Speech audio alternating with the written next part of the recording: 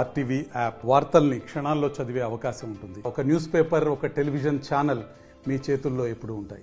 యువకులందరికీ అన్ని ప్రాంతాల నుంచి వచ్చిన రాజకీయాలకు అతీతంగా ఈ హోలీ సంబరంలో పాల్గొన్న అందరికీ పేరు పేరున హోలీ పండుగ శుభాకాంక్షలు చేతులు జోడించి నమస్కారం తెలియజేస్తారు.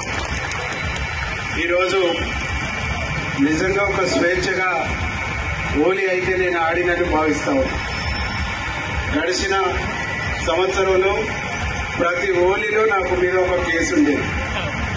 3 హోలీలు ఆడితే 3 కేసులు. 2010 నుంచి అంతకు ముందు నేను చూసినాను. 2010 నుంచి ఇక్కడున్న పాపిరెడ్డి సార్, సెంబ్లింగారెడ్డి సార్, చెంబయ్య సార్ గారి ఆధ్వర్యంలో, జేఏసీ ఆధ్వర్యంలో హోలీ పండుగ అంటేనే నెకరకల్ అంటేనే హోలీ పండుగ తెలంగాణ రాష్ట్రంలో నిర్వహించింది.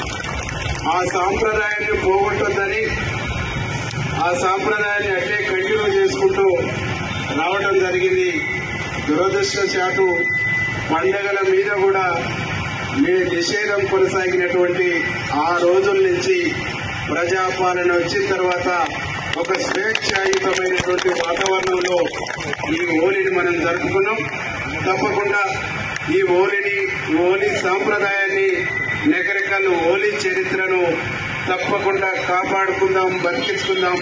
నా వంతుగా ఆ ప్రయత్నం ఉంటుందని చెప్పేసి మీ అందరికీ కూడా విజ్ఞప్తి చేస్తాము.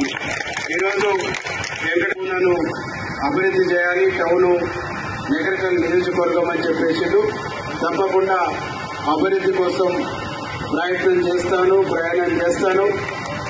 ఈ ప్రాంతం నుంచి ప్రాతినిధ్యం వహించిన శాసనసభ్యులు శ్రీనివాసరెడ్డి గారు కానీ, తర్వాత ధర్మభూషణ్ గారు కానీ, పెద్దలు నల్ల రాఘవరెడ్డి గారు కానీ, ఆ తర్వాత నోముల నరసింహయ్య గారు కానీ, ఆ తర్వాత కమలక్క గారి వీరి యొక్క వారసత్వాన్ని కంటిన్యూ చేస్తూ కొనసాగిస్తూ సందర్భం వచ్చినప్పుడల్లా నెకరికల్ వాయిస్ ని, వారి వారసత్వాన్ని గట్టిగా అసెంబ్లీలో వినిపిస్తాను.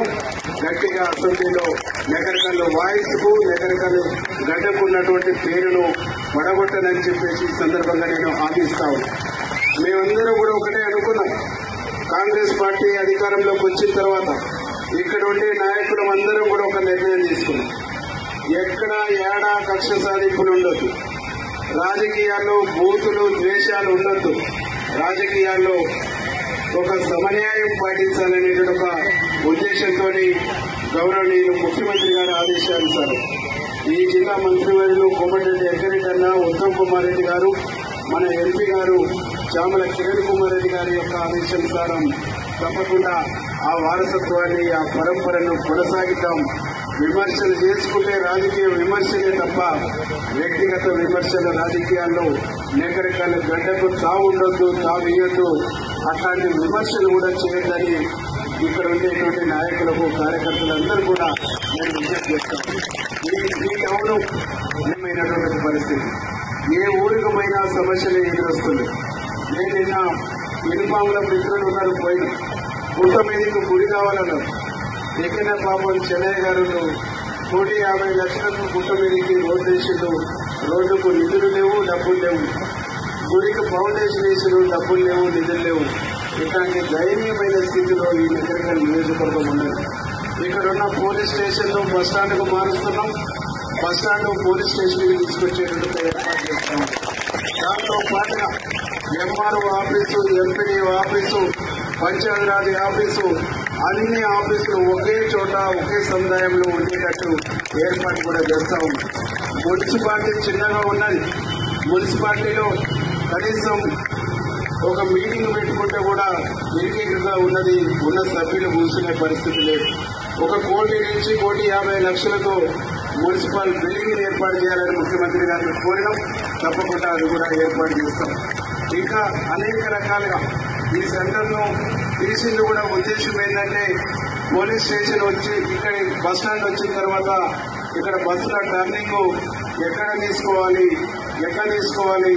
ఎంత లెంత్ తీసుకోవాలనే మార్కింగ్ చేస్తారు. కాబట్టి అది చేసిన తర్వాత ఇక్కడ సెంటర్లో దీనికి సంబంధించినటువంటి డివైడర్లు కూడా ఏర్పాటు చేసుకుంటున్నాం. మరిన్ని వీడియోస్ కోసం ఛానల్ ని సబ్స్క్రైబ్ చేయండి, లేటెస్ట్ అప్డేట్స్ కోసం వాట్సాప్ ఛానల్ ని ఫాలో చేయండి అండ్ లింక్ డిస్క్రిప్షన్ లో ఉంది.